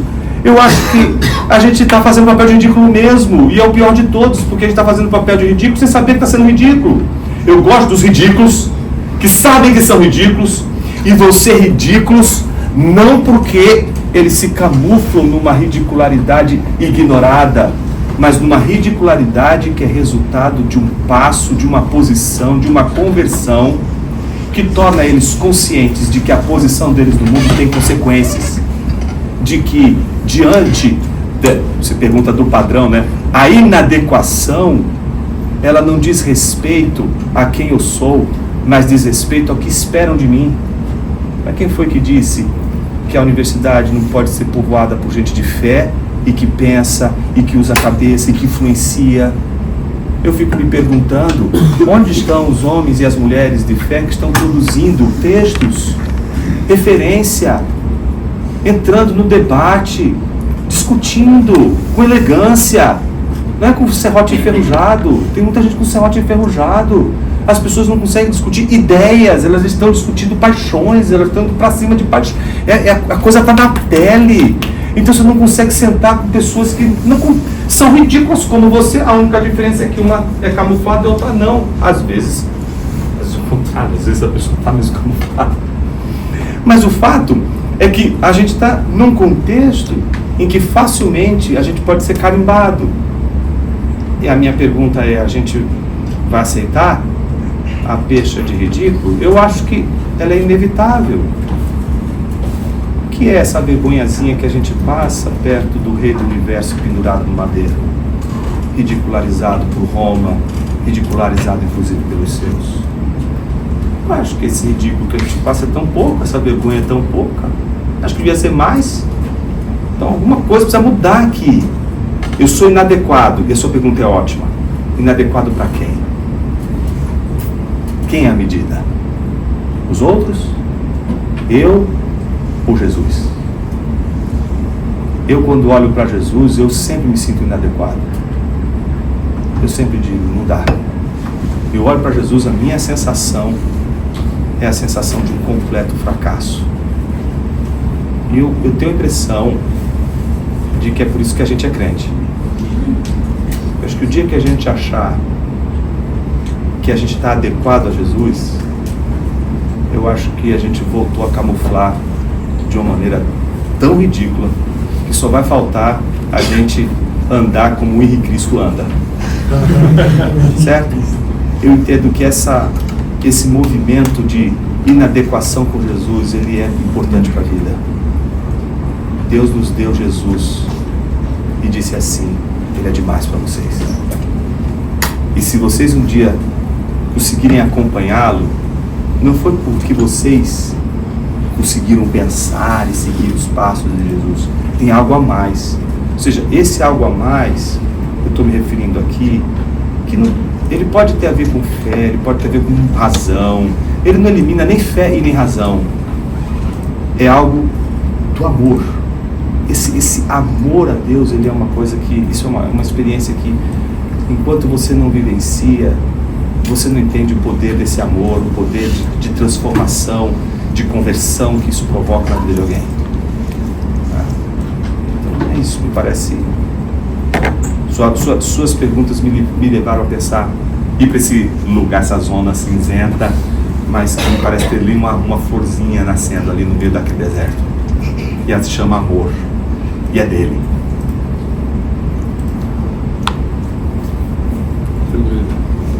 Sim. Eu acho que essa pergunta talvez ela seja inadequada. Seu ridículo. Eu acho que é uma pergunta até de um caráter um pouco mais pastoral, mas eu acho que ela é importante. Eu entendo que diante desse absurdo da existência, é importante que a gente procure um sentido, né? Pautado na nossa experiência, no nosso como vai ser daqui para frente. E particularmente sendo crente, eu acho que Jesus entra nas minhas respostas, tem que entrar. A minha pergunta é mais para aqueles que não têm Jesus, para aqueles que não fazem parte dessa comunidade, dessa família. Como olhar para esse absurdo da existência e imaginar Sísifo ver isso, como vai dizer o próprio caminho? é possível, né, no sentido de um verdadeiro sentido de existir. A gente consegue colocar esse sentido sem colocar Jesus na equação? Sim, ótima pergunta. Veja, eu não consigo acreditar, nem mesmo o niilista vai se dizer feliz. Um niilista vai dizer para você que não existe felicidade. Felicidade é só para pessoas que têm esperança. Um niilista que falar para você sobre felicidade, ele já deu um passo a mais. Ele deu um passo para o hedonismo. É um passo muito comum hoje, muito comum. Que é, já que a vida não tem sentido, né, o que eu vou fazer durante essa jornada de tempo que eu tenho? Eu vou potencializar, maximizar a minha felicidade. Aí a gente tem que pegar as análises sociológicas, antropológicas, que vem desde o Marshall Berman, Bauman, Lipovetsky, né, o próprio Byung-Chul Han, que fez esse trabalho de mapeamento do cansaço e desses resultados do niilismo freudiano. Né? Então, isso aqui, a gente já sabe que nem as próprias pessoas que são niilistas, que são muito poucas e raras, né, elas vão afirmar. As niilistas que afirmam alguma felicidade são hedonistas. Essa felicidade do hedonismo, ela é uma felicidade que para nós não corresponde com o que você acabou de mencionar, porque do ponto de vista do hedonismo, nós nos frustramos. O que mais Agostinho vai dizer é isso. As felicidades que a gente tem na vida debaixo do sol, elas são passageiras, então hoje a gente vai sentir satisfação o tempo todo. Mas a felicidade que você perguntou, ela é de uma outra natureza. Ela é da natureza em que somente aqueles que fazem essa conversão e que contemplam, não é, a verdade do Evangelho podem vivenciar. E como a gente poderia ilustrar? Você me fez lembrar de quando eu estudava Direito, um professor de Teoria Geral do Estado, ele dava uma aula maravilhosa. Ele era um ateu, daqueles, né, bem convictos, mas ele era um baita professor. Né? E aí eu me lembro que um dia ele chegou e disse assim, numa das aulas, né, não existe felicidade plena. Veja, tinha meus amigos da Peru, todo mundo lá, todo mundo ouvindo ali, o cara falar um negócio daquele, né? Um aluno que estava atrás de mim falou assim, e aí pastorzinho, vai deixar essa aí? Aí eu fui fazer a besteira. Quando você joga, você faz umas coisas malucas. Depois o professor discordo. Aí quando eu fiz isso, eu já me arrependi. Sabe quando você fala, e você fala, pra que eu ia fazer isso? Por que eu vou falar um negócio desse agora? Pô, que coisa sem graça. Pô, a aula tava boa, o cara tava ensinando. Pô, ele mandou a opinião dele. Que eu tinha que ouvir esse desgraçado que falou aqui atrás de mim e falar, e agora eu tenho que responder esse cara? E eu falei, professor, discordo. E aí ele olhou pra mim, veio na minha direção e disse assim, pois não, doutor, mostre as suas razões. Cara, eu tava tão nervoso que eu disse porque eu sou feliz e dei risada, mas era de nervoso. Aí os caras deram risada, foi aquela coisa toda e tocou o sinal na hora. Eu disse, santa providência. Deus não permite o filho de ser humilhado hoje. Ridículo. Aí eu tô saindo, né? Aí tô com os meninos lá no café da universidade. De repente, porra, era um cara. Eu falei, não, você não vai se escapar de mim não, você vai me responder a pergunta. Ih, ferrou. Aí a gente saiu, né, tinha um café aqui, aí tinha meio que um jardim ali, um texto. Aí ele acendeu o cigarro dele. Pra mim, pois não, doutor, estou só ouvindo. Cara, eu não sei te dizer a razão de como aquilo veio. Eu sei que aquilo que eu falei para ele serviu para mim até hoje como a maior diferença entre essa felicidade aqui que todo mundo busca, que a gente também busca, e essa felicidade plena. Eu disse assim para ele, professor, com todo respeito, a diferença entre nós dois é uma só. O senhor é uma pessoa plenamente infeliz, com alguns momentos de felicidade, e são só momentos. Eles passam e você volta a ser feliz. Eu sou a inversão disso. Eu sou jovem, petulante, né? Eu sou uma pessoa plenamente feliz. E eu tenho momentos de infelicidade, de tristeza, de angústia, de tédio. Eles passam. que essa é a diferença.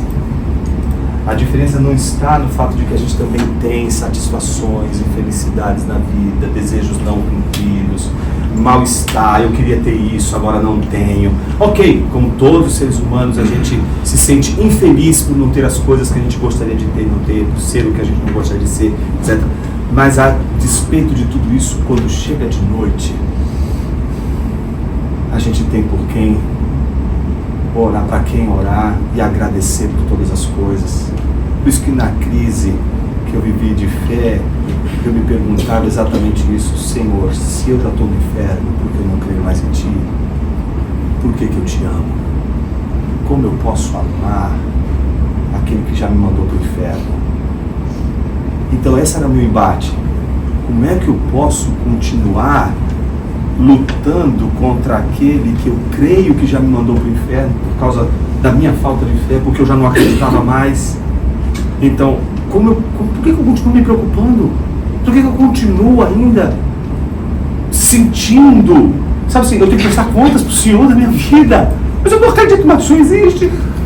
Imagina um sujeito, eu estou lá pregando, eu não acredito nada disso. Por que eu estou pregando isso aqui? Entende? Esse tipo de crise.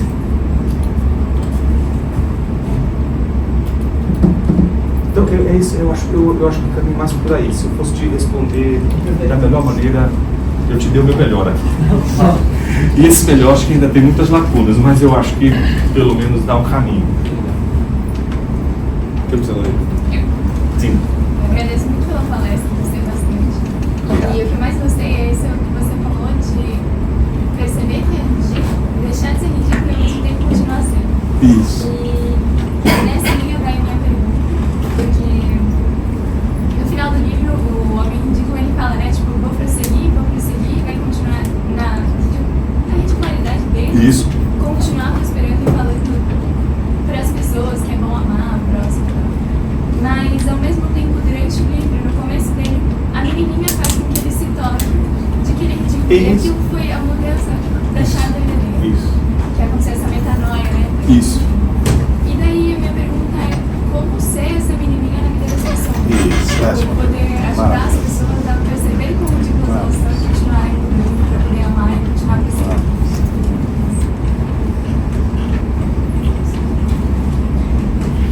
Eu acho que é o sentimento da dívida. Da dívida. Eu não seria capaz de me amar da maneira como ele me ama. Entende? Eu odeio pessoas ridículas. Por isso que eu não quero ser ridículo. Eu não quero passar ridículo e odeio pessoas ridículas. É difícil. Por isso que eu acho que eu tenho muita dificuldade com pessoas que amam todo mundo. Eu tenho essa dificuldade porque eu acho assim que eu estou diante de uma camuflagem.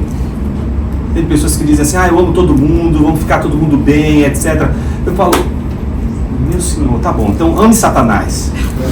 A gente tem que levar ao absurdo, né? E tem, viu? O poema do irmão Satanás. Depois digitem lá na internet, vocês vão descobrir. Tá? Então até Satanás precisa ser perdoado pelos crentes, e por isso os crentes devem amar também a Satanás. Afinal, né, a gente tem que amar. Então, às vezes a gente fica com essa coisa toda de ser um fofinho, né? A ideia do fofinho, que é, eu acho que é aquela imagem, né, de uma pessoa sublime. Eu acho que isso é que nos afasta ainda mais. Porque o que torna o Evangelho algo extraordinário é de que é graça e amor de Deus atuando sobre pessoas quebradas. E que aguardam a grande redenção, quando essas pessoas quebradas já não terão mais, né, aquelas colinhas que, né, a xícara quebrada, ela toda está colada, mas você vê as fissuras ainda. Ela espera o dia em que essas xícaras não vão ter mais aquelas cicatrizes aparecendo, né, aquelas rachaduras aparecendo. Então, eu acho que tem um pouco a ver com essa maneira como a gente se enxerga. Acho que a pior maneira de a gente tentar se colocar no lugar da menina é a gente tentar se colocar como alguém maior. Por isso que eu gosto de como ele termina.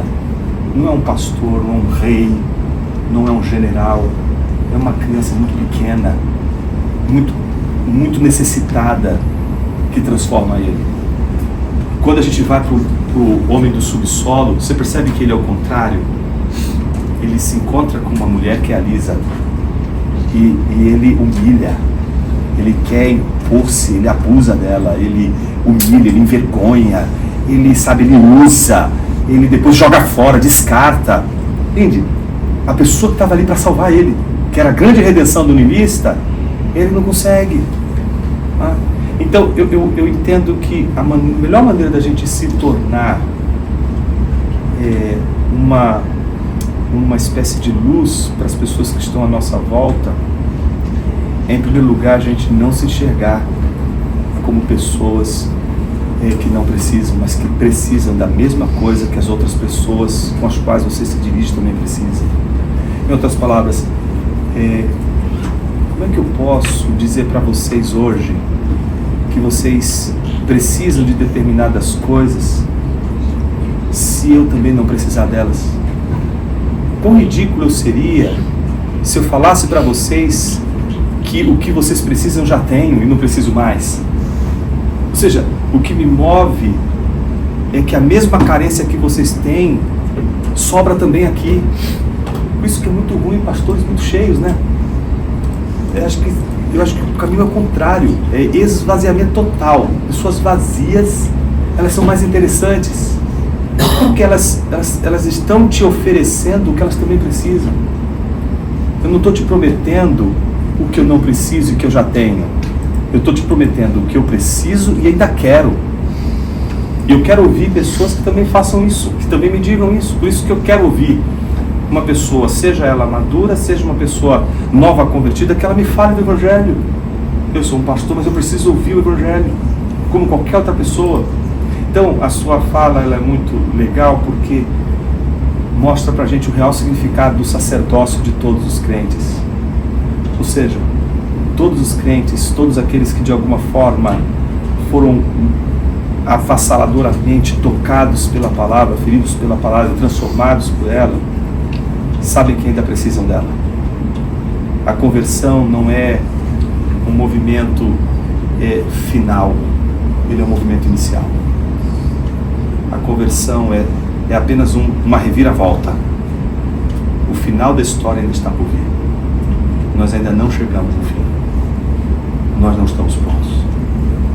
Acho que isso que deve mover a gente a querer ser para o outro o que um dia um outro foi para nós. Tá? E a gente sempre encontra alguém no meio do caminho que vai dizer para a gente: caramba, é possível viver o Evangelho de maneira real. Às vezes você vai encontrar uma pessoa muito nova. Eu, na época, encontrei uma pessoa muito velhinha. E foi uma pessoa, um velhinho, que me disse, que me mostrou com a sua vida, com o seu jeito de viver nos bastidores, que é possível amar Jesus. Então, acho que esse é o movimento mais interessante, né? Ou seja, você necessitar daquilo que o outro, a quem você quer servir, também precisa. Bom, eu acho que pelo horário a gente vai ter que encerrar, mas também a gente fica aqui, se quiser vir conversar e fazer a pergunta, a Lê vai falar. O resultado da rifa. Mas uma salva de palmas por enquanto.